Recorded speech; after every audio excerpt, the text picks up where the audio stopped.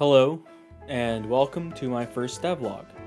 I am Jack, as you may have guessed, and I've gathered you all here today to introduce you to the game I am developing. My game is, in a sense, about the struggles of mailmen, delivery drivers, and the whole delivery process. Except that instead of being a mailman, you are the box. That's right, you play as a box that was accidentally left behind. With how things stand, you are going to be delayed and delivered late, but you are determined to deliver yourself on time. I have appropriately named this game 2 to 3 business days, and I can't wait to tell you all about it. Now, I'd love to tell you that I came up with the idea because of some personal experience with being a delivery driver or something, but no. The real reason is that I suck at modeling. I'm a programmer by trade, I'm even in college for it, so art and modeling aren't exactly my strong suit. Boxes are just easier to model and animate, which was one of the few constraints that led me to this idea. I had to sit myself down and admit that the player character had to be as easy to model as possible. And what's easier than a bunch of cubes? Maybe a bunch of pyramids, because mathematically speaking, there's less vertices. The game is best described as a co-op puzzle platformer, where up to 4 players have to work together to make their ways through levels, ultimately delivering themselves. The levels will have a linear progression, and they get quite ridiculous. A friend of mine thought so too. Jack, I don't know if I want to call you creative or I don't know what's So this is, despite it all, it's gonna be a good game. That's gonna be the most entertaining trip ever. yeah, we're here to have a good time. I don't want to spoil all the levels just yet. I want to keep some surprises, but I do plan to show off some. As I said, the game at its core is a platformer, so the movement of the player is probably the most important part. Right now the movement is A, not what you're seeing as the footage is outdated, and B, still a work in progress. In addition to the basic walking and jumping, the player can dash, ground pound, wall jump, ledge grab, and perform melee attacks. Also, pressing the jump key after landing a dash or ground pound will give you a larger jump with more momentum. There's some more things that affect movement, but that is what's default to the player.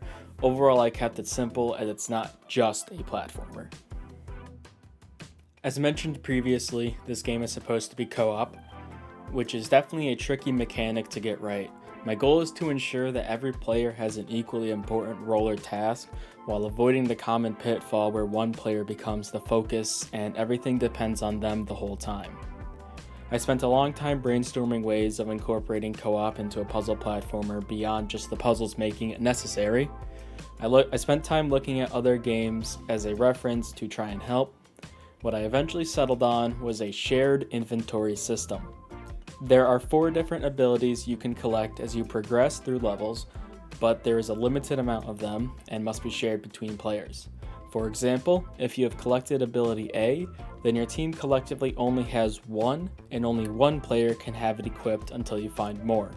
In doing so, I hope to avoid one player being the pivot or center of everything by having it so that if necessary, I can pass that importance around to every player.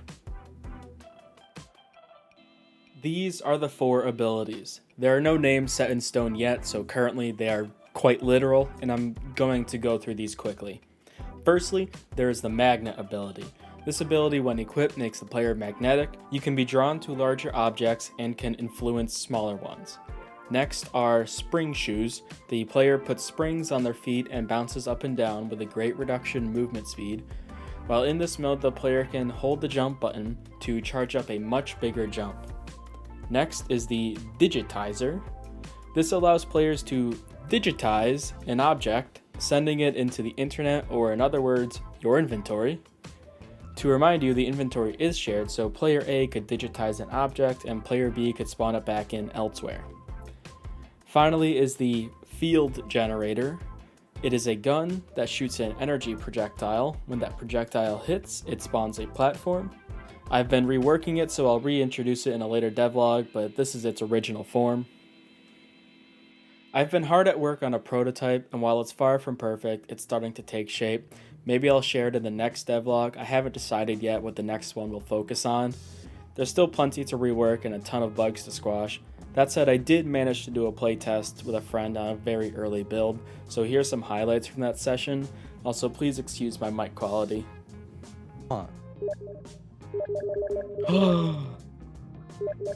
There's no stopping me from spam inviting. You should be so happy I don't have that auto clicker macro on this mouse.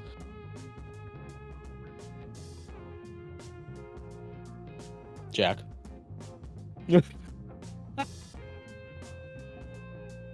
play test might be. Did you not test if multiplayer works?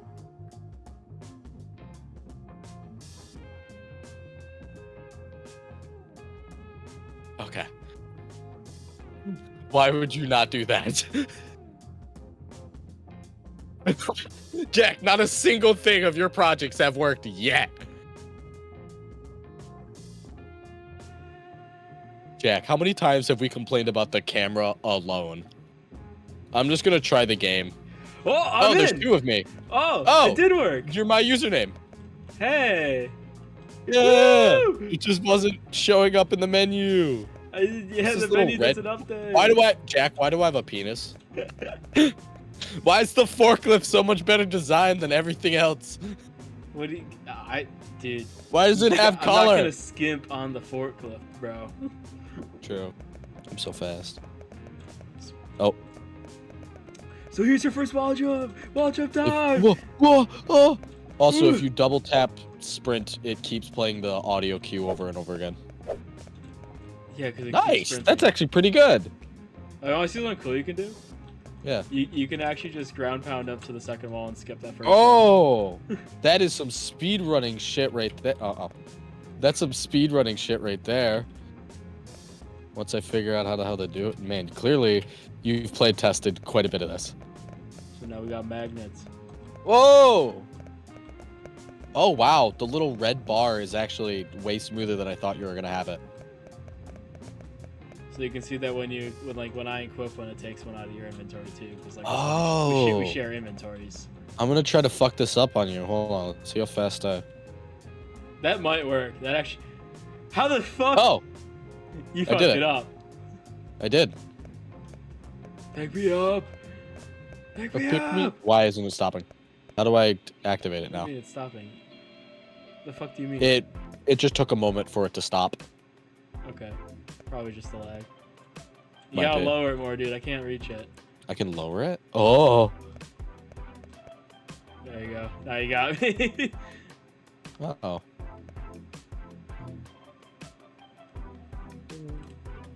Now where's the release button? Yeah, I picked them up, so you can just equip them now. I'm not tapping any buttons. Yeah, you bounce. That's the point. Oh, I see. Yeah, you can charge it up and do a big bounce. Jack? What? I think it's recording how long I'm holding it in message form. Oh, shit. Did it? Yeah. The implications.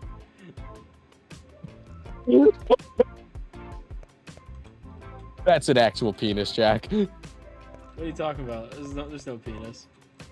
Do you not see this as well? See what? Equip the digitizer. Oh, well, yeah, that's a penis. That is a penis. This is what the field gen does. So when you click interact, it shoots out a projectile and spawns a platform. Oh shit, that's actually a really cool effect. Thank you. There is also it's the highest definition. I take it back. The forklift is not the highest definition. The block is. Yeah. So another cool thing you can do with it is use it during a ground pound, and it spawns it directly below you. Oh. Does it? So you does it act as a trampoline? I can ground pound here and bounce. Oh. Jump off that, see? And that's that. Yay! That was a lot of fun. I think we got a good amount of bug testing out of that too. Yeah, a lot of shit I need to do now. Woo! Yeah, it doesn't work like I thought it worked. Woo! Well, that's all, folks. Thank you for sticking around until the end of the video. Since this is the first video on my channel, I want to take a moment to talk about a few things, the future of my game and where this channel is heading. This video was really just to introduce the project, which is why it wasn't very technical. I used older out-of-date footage because, well, I need stuff to make future videos on, you know? Many things are subject to change. I had to revise the script many times because I made updates to the abilities while writing, and there are more changes coming. Once I finish reworking the field generator, as I mentioned, I plan to rework the spring shoe ability as I feel it's lacking something. I hope you enjoyed the idea, and if not, I hope I can change your mind with future devlogs. As for when the next devlog will be, I really have no idea. You're probably thinking that I cleverly planned to release this video about a game, about delivering packages right before Black Friday, and that I'm a marketing genius or something. But the truth is that I meant to release this quite a while ago. I got busy with work and school and procrastinated a bunch. It just got well into November, so I figured I might as well release it on Black Friday.